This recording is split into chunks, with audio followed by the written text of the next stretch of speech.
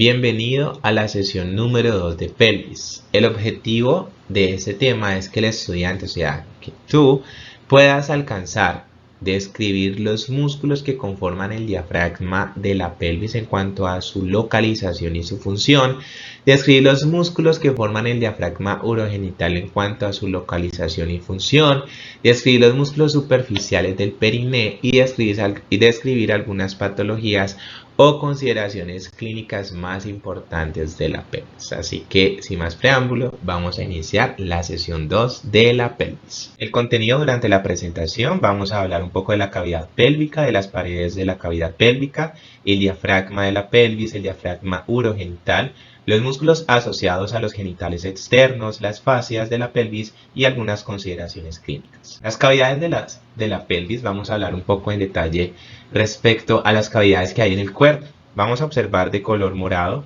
la cavidad torácica desde una vista lateral y desde una vista frontal. Vamos a observar además la porción abdominal de la cavidad abdominopélvica de un color rosado o un rojo más claro. Y ya en la parte más inferior vamos a observar de color rojo la porción pélvica de la cavidad abdominopélvica. Hablamos de una cavidad abdominopélvica. Eso significa que el abdomen y la pelvis de cierta manera están muy cercanas o están estrechamente relacionadas. Por eso le llamamos cavidad abdominopélvica. Y en la parte más inferior de color azul observamos el compartimento perineal o del periné, que hace referencia a esa región un poco más inferior de la cavidad pélvica.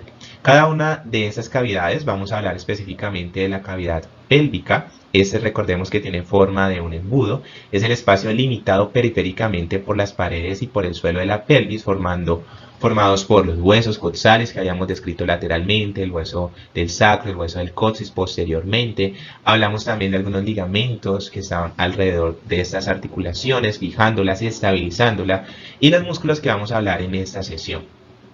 Todos esos elementos van a constituir la porción posterior inferior de esta cavidad abdominopélvica y se continúa ahora con la abertura superior, que ya está en la parte como tal de la pelvis mayor o la pelvis falsa.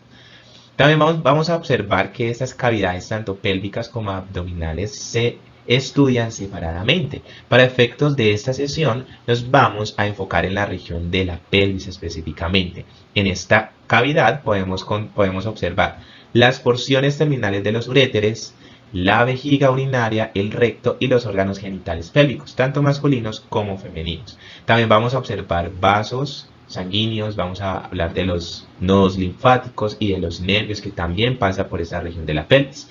Además de esas vísceras propias de la pelvis, también contienen lo que podría considerarse como un desbordamiento de las vísceras abdominales. ¿Eso qué significa? Que la cavidad abdominal también va a tener de cierta manera una relación con la cavidad pélvica a través de las asas intestinales del intestino delgado, principalmente el ilion, y con frecuencia el intestino grueso con el apéndice vermiforme y el colon sigmoide.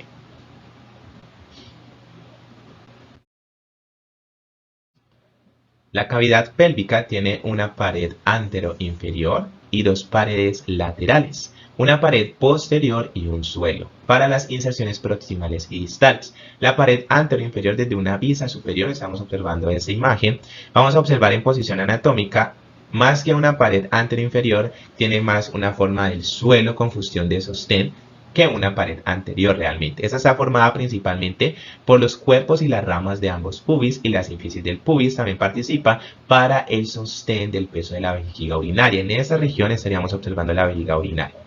Desde esa imagen podemos observar desde una vista lateral derecha también las paredes laterales como están conformadas por el hueso coxal y anteroinferiormente por el pubis y el isquio. Y ya en la parte más posterior por el sacro. En la pared anteroinferior de la pelvis vamos a observar en posición anatómica cómo es el suelo que finalmente me va a dar el sostén a la vejiga. Vamos a observar desde una vista anterolateral en esta imagen, esa sería una posición anatómica, cómo participa esa pared anteroinferiormente en el sostén del peso de la vejiga. Aquí podríamos observar cómo la vejiga está justo en esta región y cuando esa se llena de orina, pues va a subir un poco más, aproximadamente entre 200 a 400 ml es la capacidad de almacenar orina en la vejiga. Así que si gran parte de esta pared anteroinferior va a sostener el peso de la vejiga urinaria. Las paredes laterales de la pelvis están formadas por los huesos coxales derecho e izquierdo. Cada uno de ellos incluye un foramen obturado, cerrado por la membrana obturatriz. La mayor parte de esas paredes están cubiertas y almohadilladas por los músculos obturadores internos, como vemos desde esta vista lateral en esta imagen. Las fibras musculares de cada músculo obturador interno convergen posteriormente y se vuelven tendinosos y giran lateralmente, de forma que pasa por el foramen isquiático menor. Aquí podríamos observar cómo va esta inserción del músculo obturador interno, pasa por el foramen isquiático menor y se dirige su inserción hasta el trocánter mayor del fémur.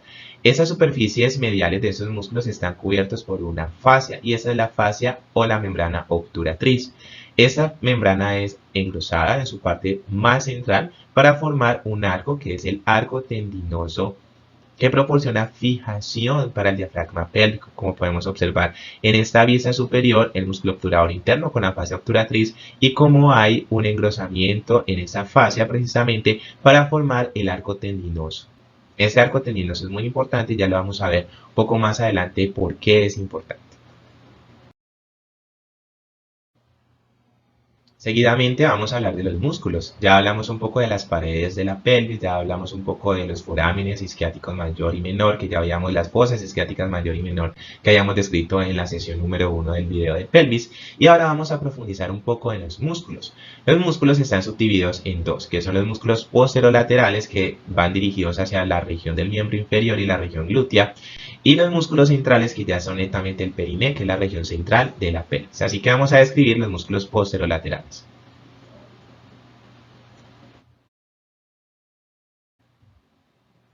La pared posterolateral de la cavidad pélvica está parcialmente cubierta por los músculos del piriforme y el músculo obturador interno.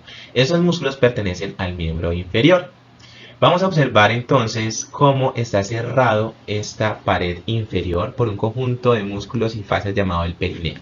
Desde esta vista lateral vamos a hablar de los dos músculos, tanto el músculo obturador interno como el músculo piriforme. Estos músculos ambos se originan dentro de la pelvis y ahora salen por las fosas isquiáticas mayores y menores que habíamos descrito anteriormente. Observemos el músculo obturador interno, se origina en toda esta región del foramen obturado, en la fascia obturatriz también va a estar tapizando ese músculo y ahora se dirige por la fosa isquiática menor, ¿sí? El foramen isquiático menor. Observemos aquí esos dos ligamentos que determinan como tal esa fosa.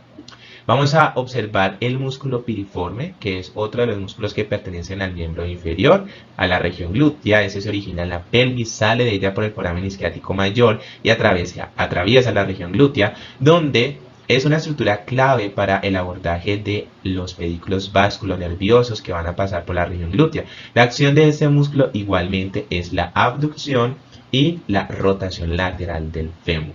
Aquí vamos a observar que el músculo obturador interno tiene un amplio origen en la pelvis menor, en la pelvis verdadera, sale por el foramen isquiático menor, cruza horizontalmente la articulación coxal y también se dirige hacia el trocánter mayor del fémur. La acción de este músculo de igual manera es la abducción del fémur y la rotación lateral del fémur. Seguimos con el periné. El periné hace referencia a un compartimento de superficies del organismo, un compartimento perineal limitado en la abertura inferior de la pelvis y separado de la cavidad pélvica por la fascia que cubre la cara inferior del diafragma pélvico. Observemos desde una vista inferior, aquí estamos observando desde una posición ginecológica ambas pelvis, tanto una pelvis masculina como una pelvis femenina, y observamos la diferencia de esa abertura inferior. Si notamos, es mucho más angosta, mucho más estrecha la abertura inferior de la pelvis masculina versus de la femenina. Así que vamos a observar cómo esos músculos van a estar formando el periné. ¿Cuáles son los músculos centrales? Vamos a hablar del músculo elevador del ano, el músculo coccigio y entre otros que van a estar formando desde profunda superficial unas capas musculares. El perineo son todas esas partes blandas que encierran esa abertura inferior y observamos la diferencia entre ambas pelvis. Además vamos a hablar de un rafé llamado el rafé del perineo. Ese rafé une como tal los 5 pares de músculos de cada lado para poder formar el periné, el rafé del periné. Vamos a tener también el perineo obstétrico. Ese va desde el frenillo de los labios menores de la vulva hasta el ano en la mujer. Aquí está también el rafe del perineo, que es la unión de esos 5 músculos de un lado y otro lado que se fusionan. Vamos a observar además que el perineo está atravesado en el plano medio por la parte terminal de los tractos intestinales y urogenitales, y es una angulación determinada que favorece su papel esfinteriano. Esa región del perineo va a subdividirse en dos, que es la región urogenital y la región anal, tanto en la mujer como en el hombre.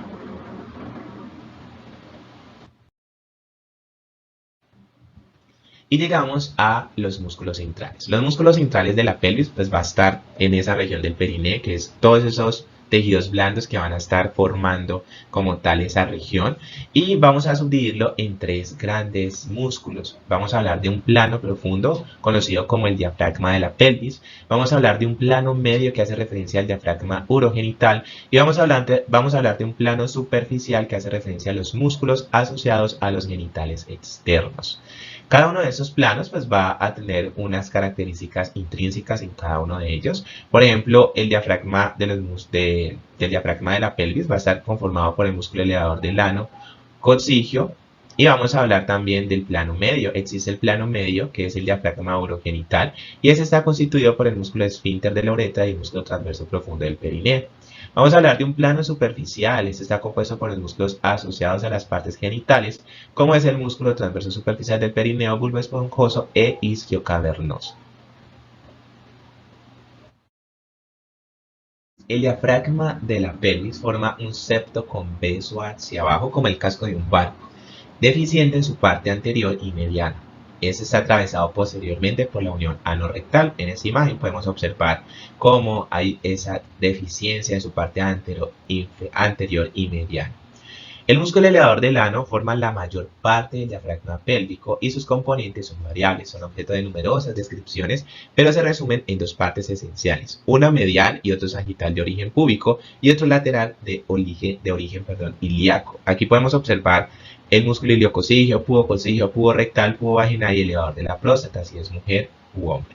Y el músculo coccigio, también conocido isquiococcigio. Vamos a hablar en detalle de cada uno de ellos. Desde una vista superior vamos a observar 2 pelvis, una pelvis masculina y una pelvis femenina. La pelvis masculina y femenina podemos observar los músculos posterolaterales que habíamos descrito en la región glútea. Y este hace referencia al músculo obturador interno que vemos a cada lado tapizando el foramen obturado. Y el músculo piriforme que ya está en la región más posterior, que aquí lo vemos señalado. Todos los demás músculos son los músculos del diafragma de la pelvis que pertenecen al plano profundo. Y estos son el músculo pubococcigio, el músculo elevador de la próstata o pubovaginal, que la literatura describe que son fibras que salen de ese músculo pubococcigio. Vamos a observar el músculo iliococcigio, que va del ilion al coxis, el coccigio que ya está en la parte más posterior. Y es el ligamento anococcigio, que es un rafé en medio de esas fibras musculares que se unen en toda la línea media. En ese sentido vamos a describir cada uno de ellos y la función que tienen.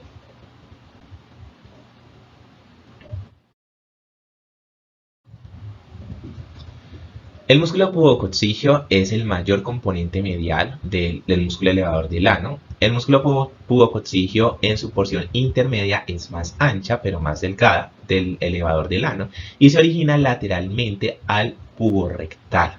Aquí estaríamos observando el músculo pubococcigio y este va desde la cara posterior del cuerpo del pubis y en la parte anterior del arco tendinoso, y se va a insertar específicamente en un plano horizontal con unas fibras laterales en la parte posterior del coxis. Las fibras mediales se fusionan con el lado opuesto para formar un cuerpo o el famoso ligamento anococcigio que habíamos descrito anteriormente entre el ano y el coxis, conocido también con frecuencia como la placa del elevador. La acción de ese músculo es soportar las vísceras pélvicas, recordemos que ahí tenemos la vejiga, los órganos genitales y el recto, y además nos resisten los incrementos de la presión intraabdominal.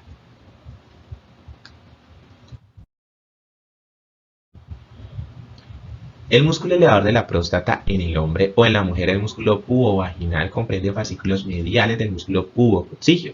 Los haces musculares más cortos del pubococcígeo se extienden medialmente y se fusionan con fascia alrededor de las estructuras de la línea media.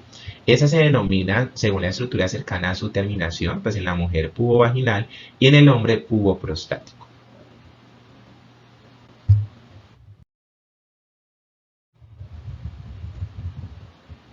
El músculo puborectal, formado por la porción medial más gruesa y estrecha del elevador del ano, se continúa entre las caras posteriores de los cuerpos del pubis derecho e izquierdo y forma una asa muscular en forma de U, la asa puborectal, que discurre posteriormente a la unión ano-rectal, que estaríamos observando la unión ano-rectal. Este limita el hiato urogenital y esta porción tiene un papel fundamental en el mantenimiento de la incontinencia fecal. Eso es sumamente importante y relevante para efectos clínicos. Así, ese es el músculo que forma una especie de cabestrillo que se encarga de la continencia fecal. Aquí podemos observar, hemos retirado parte de ese hueso coxal del lado izquierdo para poder observar esas fibras del músculo puborectal, cómo pasa entre esa unión anorrectal y forma la curva perineal, también conocida así.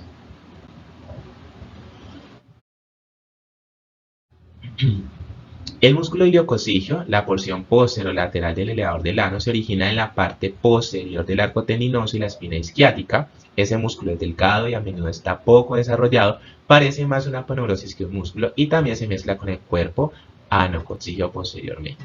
Ese músculo se inserta finalmente en el coxis, también tiene la acción de soportar las vísceras pélvicas y resiste incrementos de la presión intraabdominal.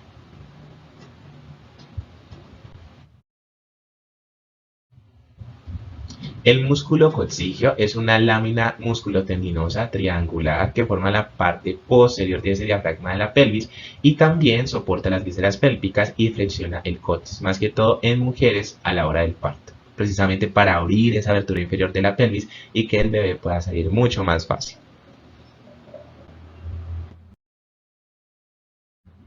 En esa imagen podemos observar las dos formas de sentarse para ir al baño. Vamos a observar en una flexión, en una persona flexionar sus caderas a 90 grados y otra persona flexionar sus caderas a 35 grados en cuclillas y está sentado. Si vemos desde la perspectiva anatómica, observamos que en cuclillas a 35 grados, la articulación coxofemoral de cadera, el recto tiene una forma mucho más vertical y las heces fecales pueden salir más fácil. Mientras que una persona sentada a 90 grados, la articulación coxofemoral, que normalmente es como se va, al menos en Colombia, pues observen cómo ese músculo puborectal, ¿sí?, está acodando mucho más el recto y el ángulo pues no va a ser como tal de 35 grados, sino más bien de 90 grados y las heces fecales pues no pueden salir fácilmente de esta manera. Así que la mejor manera de ir al baño es de cuclillas. Esa es la mejor manera para poder defecar, para poder evacuar las heces fecales. En esa imagen se ha eliminado la parte del hueso coxal para mostrar que esta parte del elevador del ano está formando unas fibras musculares continuas que sigue un curso en forma de U alrededor de esa unión anorrectal. Así, ese músculo puborectal forma una especie de cabestrillo que se encarga de mantener ese ángulo anorrectal y por lo tanto la continencia fecal. O sea que ese músculo se debe relajar de cierta manera a la hora de ir al baño. Desde una vista inferior podemos observar tanto una pelvis masculina como una pelvis femenina. Aquí nos representan otra vez todos los músculos del diafragma pélvico de ese plano profundo. Aquí estaríamos observando el músculo elevador de la próstata, el músculo pubovaginal, el músculo puborectal. Ese sería el centro tendinoso del periné. Tenemos el músculo pubococcígeo, el iliococcígeo y el coccígeo, que ya es el músculo más posterior del elevador del ano.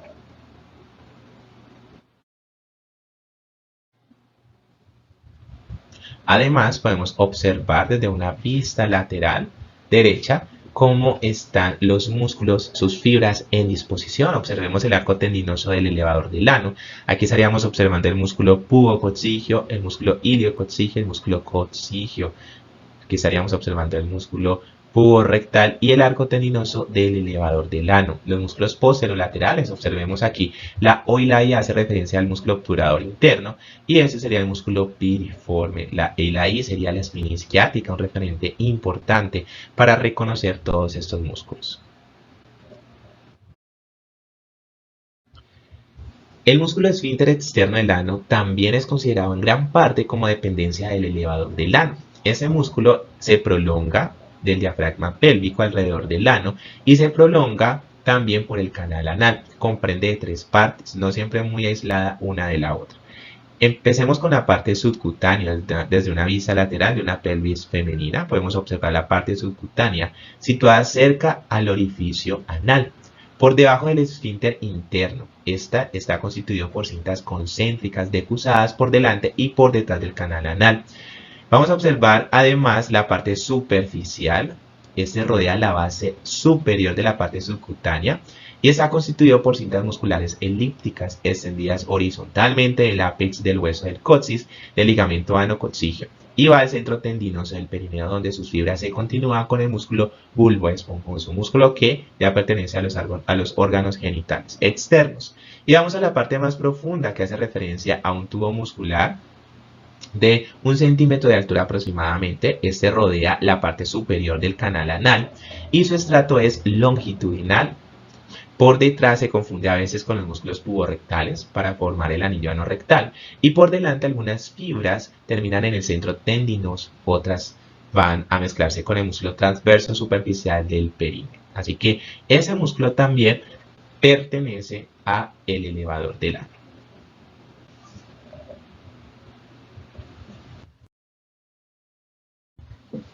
Seguimos ahora con el diafragma urogenital. El diafragma urogenital se extiende entre los dos ramos isquiopúbicos y sus músculos están revestidos por una fascia inervados por el nervio pudendo. Los músculos son el transverso profundo del periné y el músculo esfínter de la uretra. Ya pasamos al plano medio de esos músculos centrales que tapizan el periné. Vamos a observar primero estas imágenes. Vamos a ubicarnos desde la parte espacial. Ese es un corte sagital de una vista lateral. Y vamos a observar una pelvis femenina y una pelvis masculina. La pelvis femenina, la CA, la R hace referencia a canal anal recto, la UT y la B hace referencia a útero y vejiga, y la UR hace referencia a la uretra. En el hombre vamos a observar la R, la CA, que hace referencia al recto, al canal anal, la P hace referencia a la próstata, la UV hace referencia a la vejiga y la UR a la uretra masculina. Vamos a observar un círculo que nos van a estar señalando específicamente el centro tendinoso del periné. ¿Qué es el centro tendinoso del periné? El centro tendinoso del periné es un núcleo fibromuscular situado en el plano medio, donde converge y se entrelazan fibras de 8 músculos, elevadores del ano, transverso profundo y superficiales, esfínter externo del ano y bulbo esponjoso. Esos músculos están situados entre el diafragma urogenital y el canal anal. Ese es un elemento esencial en la estática perineal, súper importante. Así que vamos a describir un poco más en detalle cuáles son los músculos que confieren a ese diafragma urogenital, a ese plano medio.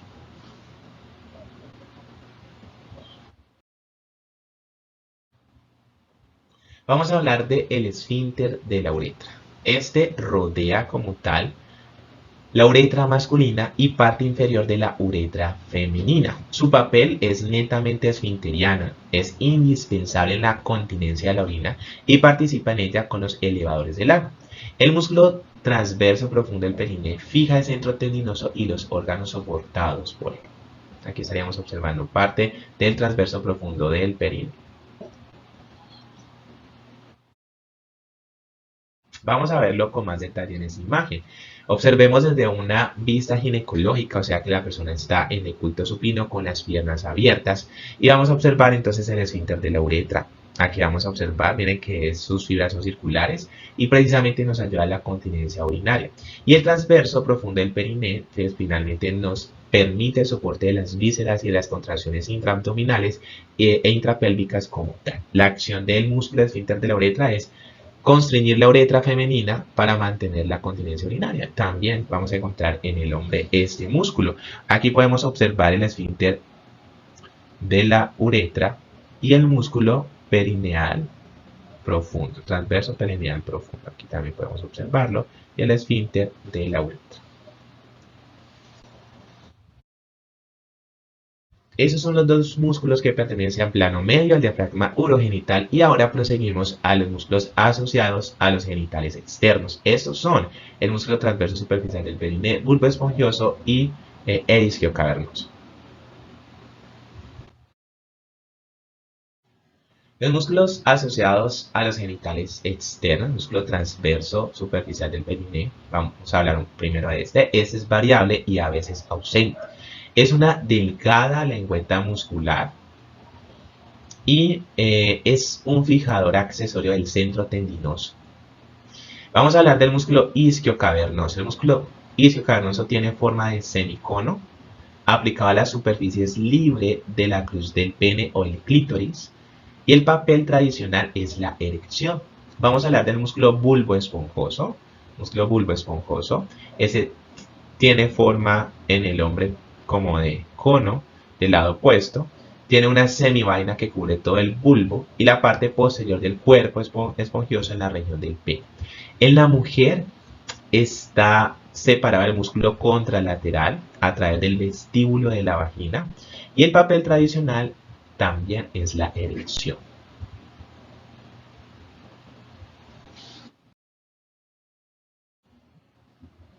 En esa imagen podemos observar las fibras del músculo transverso superficial del perineo. La acción de ese músculo es soportar y asegurar el cuerpo perineal, soportar las vísceras abdominales y pélvicas y resistir a los incrementos en la presión intraabdominal.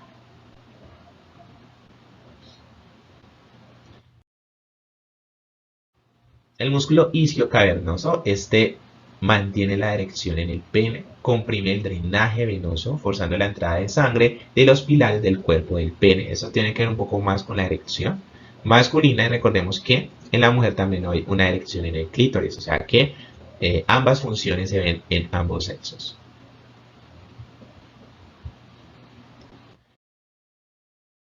Seguimos con el músculo bulbo esponjoso. Aquí quiero hablar un poquito cómo es la acción de estos ambos músculos, tanto el isquiocavernoso, que ya lo vimos, como el bulbo esponjoso. En el hombre, esos músculos comprimen los cuerpos eréctiles, expulsando la sangre hacia la parte anterior de ellos. Las fibras anteriores del músculo bulbo esponjoso cierran el retorno venoso y comprimen la vena dorsal profunda del pene. Y en realidad, la erección tiene que ver más con mecanismos esencialmente vascular que netamente muscular. Así que esa es parte de la acción de esos dos músculos.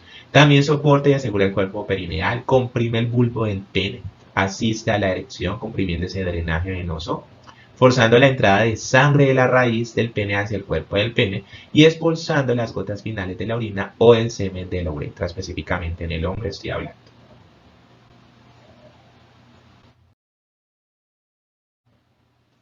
Desde este corte coronal vamos a observar en una pelvis masculina y femenina las estructuras de los músculos respecto a el diafragma urogenital y en los músculos asociados a los genitales externos. Vamos a hablar también del elevador del ano. Observemos aquí en la pelvis masculina el músculo elevador del ano, que ya describimos anteriormente, el diafragma urogenital con el músculo transverso profundo del perineo, sería el espacio medio de ese perineo.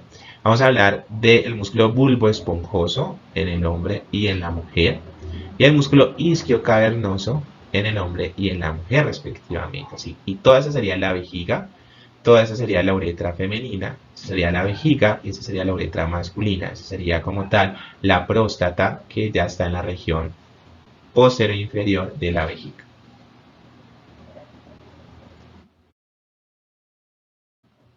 Hasta aquí hemos llegado con la parte muscular. Vamos a hablar de las fascias. Las fascias de la pelvis tienen que ver mucho con la parte abdominal, así que vamos a recordar algunas de las fascias que se encuentran en el abdomen para poder describir las fascias de la pelvis. La fascia de la pelvis se conoce como la fascia membranosa de la pelvis y la fascia endopélvica. La fascia endopélvica es como una membrana que está en la mitad de la pelvis, que nos ayuda a atravesar algunas estructuras de la pelvis mayor a la pelvis menor. Mientras que la fascia membranosa de la pelvis tiene que ver con una con una fascia que se llama fascia transversalis que proviene del abdomen, desciende hacia la pelvis. Recordemos que la cavidad abdominopélvica están íntimamente relacionadas.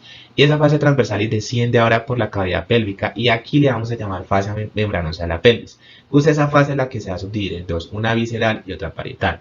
La visceral hace referencia a la fascia membranosa que cubre una víscera como la vejiga, el útero, la próstata, entre otras.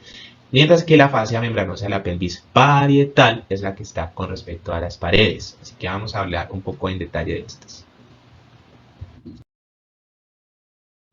Observemos la fascia de la pelvis. Ese es un tejido conectivo que ocupa el espacio entre el peritoneo membranoso y el suelo y las paredes musculares de la pelvis, que no está ocupado por órganos pélvicos, y aquí podemos observar. Esa capa es una continuación de la fascia transversal o endoabdominal también conocida. Esa fascia es muy delgada en comparación a las demás fascias, como por ejemplo a la región que está retroperitoneal cubriendo los riñones, y esa se sitúa entre las paredes musculares del abdomen y el peritoneo superiormente. Tradicionalmente se describe en un componente parietal que hace referencia al componente que está en relación con las paredes musculares, la parte ósea, ¿sí?, de la pelvis, y un componente visceral que ya va directamente hacia las vísceras, como el recto, el útero, la vejiga, y entre otros. Aquí podemos observar la fascia transversal y es cómo desciende, y ahora le vamos a llamar fascia membranosa de la pelvis.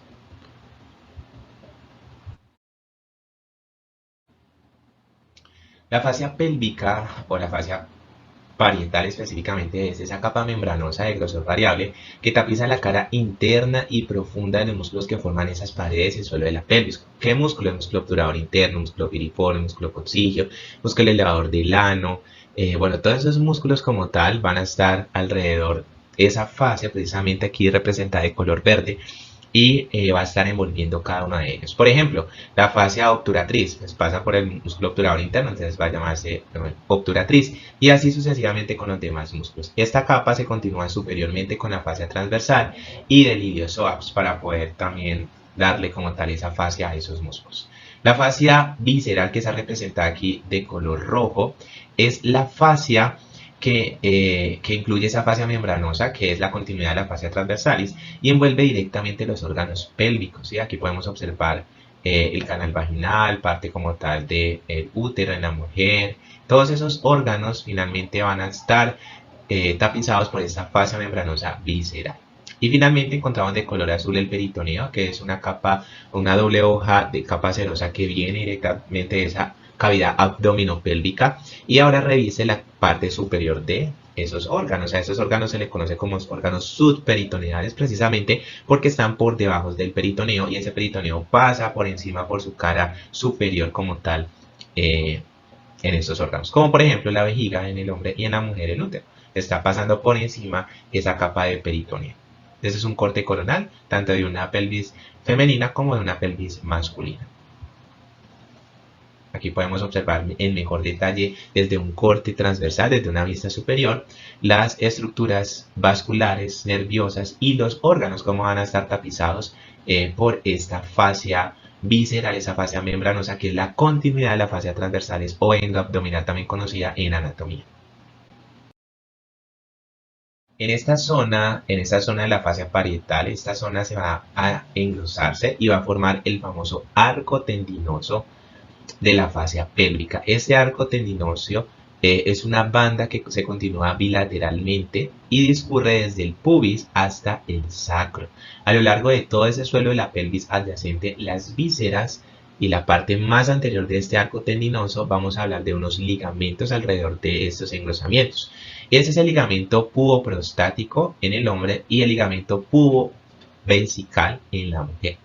Esos ligamentos conectan la próstata en el hombre al pubis, y en la mujer va a estar contactando parte del fondo de la vejiga hacia el pubis. La parte más posterior de esta banda discurre los ligamentos sacrogenitales. Estos ligamentos ya están en la parte más posterior, pero es un engrosamiento de esa continuidad de ese arco tendinoso de la fascia pélvica. Vamos a observar esos ligamentos sacrogenitales, y esos ligamentos van desde el sacro, como su nombre lo indica, rodear el recto para fijar la próstata en el hombre o en la vagina en la mujer. Entonces miren todos esos engrosamientos de la fascia, como a poco poco a poco se van formando en esa región interna de la pelvis.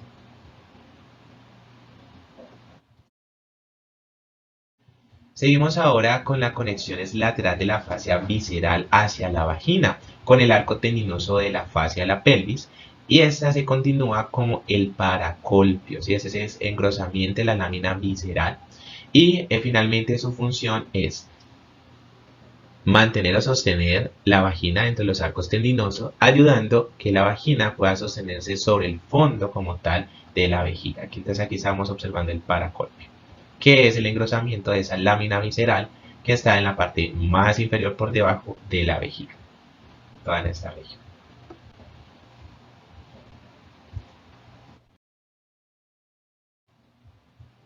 En esta imagen podemos observar la fascia membranosa de la pelvis, el arco tendinoso del ano, que hace referencia pues, a ese engrosamiento de la lámina parietal, ¿sí? Que está formando el arco tendinoso del ano, y en este arco pues, se va a estar originando gran parte del músculo elevador del ano, así que es muy importante saber de dónde proviene ese arco tendinoso, y es ese engrosamiento de la lámina parietal de la lámina de la fascia membranosa de la pelvis.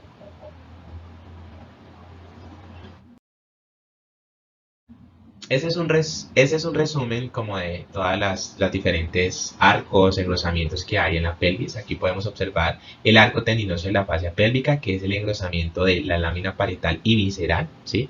Que va a estar formando esos ligamentos que ya hemos descrito anteriormente, uniendo el recto, ¿sí? Con la próstata o el recto con la vagina de la mujer, dependiendo si es hombre o mujer. Tenemos el engrosamiento de la lámina visceral que forma el paracolpio, que es el que va a estar sosteniendo la vejiga, ¿sí? Gran parte de esas vísceras.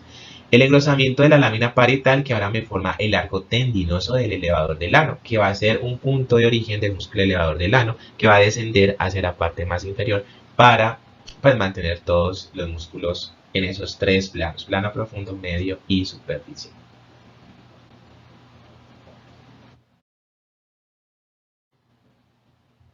Desde ese corte coronal en una pelvis más femenina, perdón, vamos a observar el arco tendinoso del elevador del ano, que es ese engrosamiento de esa lámina parietal, de esa fascia membranosa de la pelvis, y el arco tendinoso de la fascia pélvica. Miren aquí cómo va a estar alrededor como tal de estos órganos.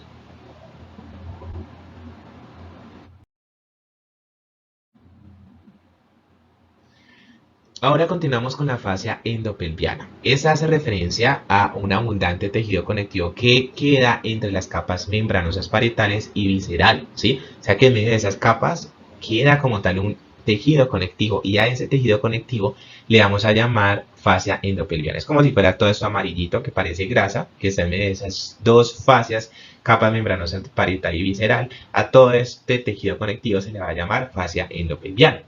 Esas fascias endopelvianas vamos a tener unas consideraciones faciales o de ligamentos que van a ir hacia las regiones de los órganos como tal dentro de la pelvis.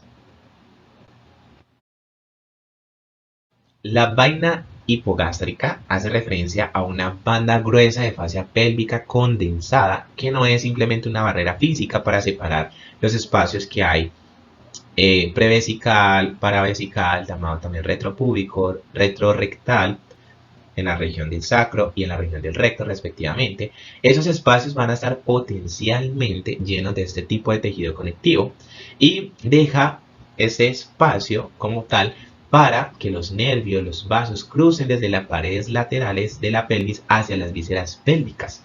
Por lo tanto, esa vaina hipogástrica es más que en medio de esas dos membranas parietal y visceral, esas fascias membranosas de la pelvis, ese tejido conectivo se va a quedar, y ese espacio va a necesitar como tal que pase como tal esas estructuras como los uréteres, como el conducto deferente en el hombre, entre otras estructuras.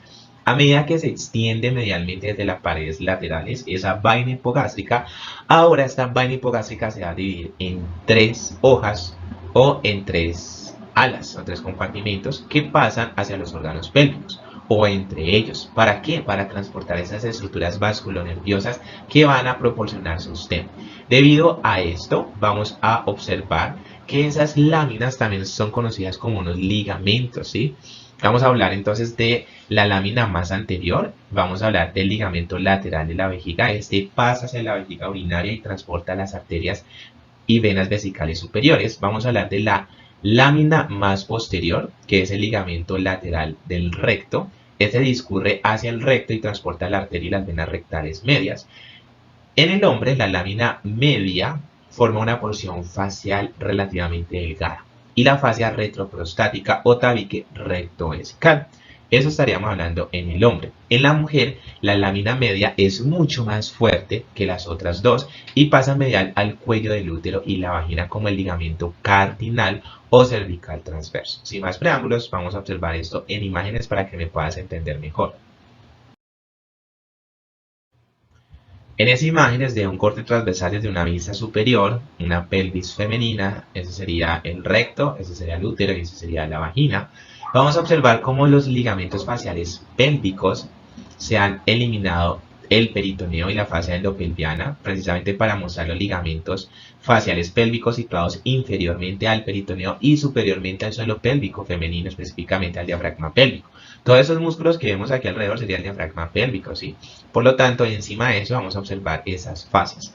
Vamos a hablar del arco tendinoso del elevador del ano, que es un engrosamiento de esa fascia parietal que ya habíamos descrito anteriormente.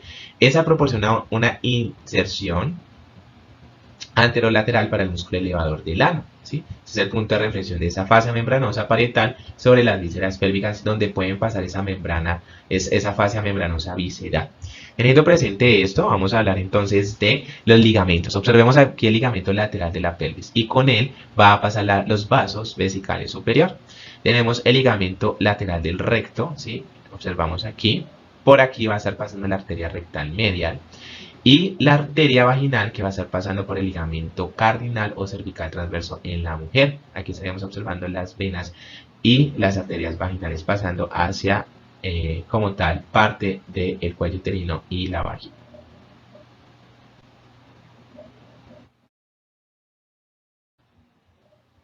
Las dos fascias, tanto superior e inferior del diafragma urogenital, van a cubrir las dos caras de los músculos que lo componen. Recordemos que aquí estaríamos observando el músculo transverso profundo del perineo y el músculo esfínter externo de la uretra. Por lo tanto, esas membranas como tal, ¿sí?, del perineo son un poco más fuertes y más densas, tanto en la parte superior como en la parte posterior. Por detrás de esta vamos a hablar de dos fascias que se fusionan para formar el espeso ligamento transverso del perineo. Aquí estaríamos observando parte de la membrana perineal y acá estaríamos observando tanto el comportamiento superficial como el comportamiento profundo de esa membrana perineal para finalmente formar el ligamento transverso del perineo. Aquí estaríamos observando parte de la porción profunda, parte de la membrana perineal, ¿sí? Y esta sería la abertura como de la uretra.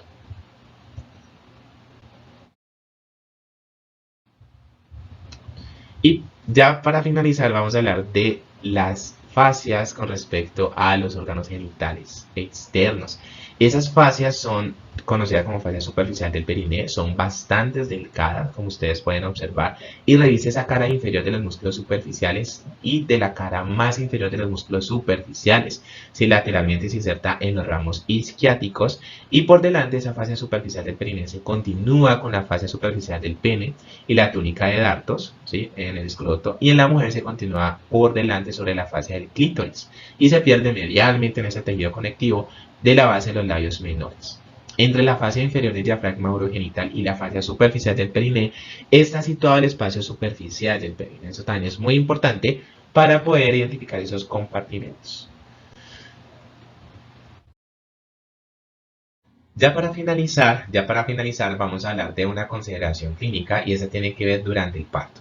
El suelo de la pelvis, finalmente recordemos que esa abertura inferior de la pelvis, por ahí es donde va a pasar el feto, el bebé, ¿sí? Prácticamente la cabeza del feto se asoma mientras el cuello del útero se dilata para permitir que ese alumbramiento del feto se dé.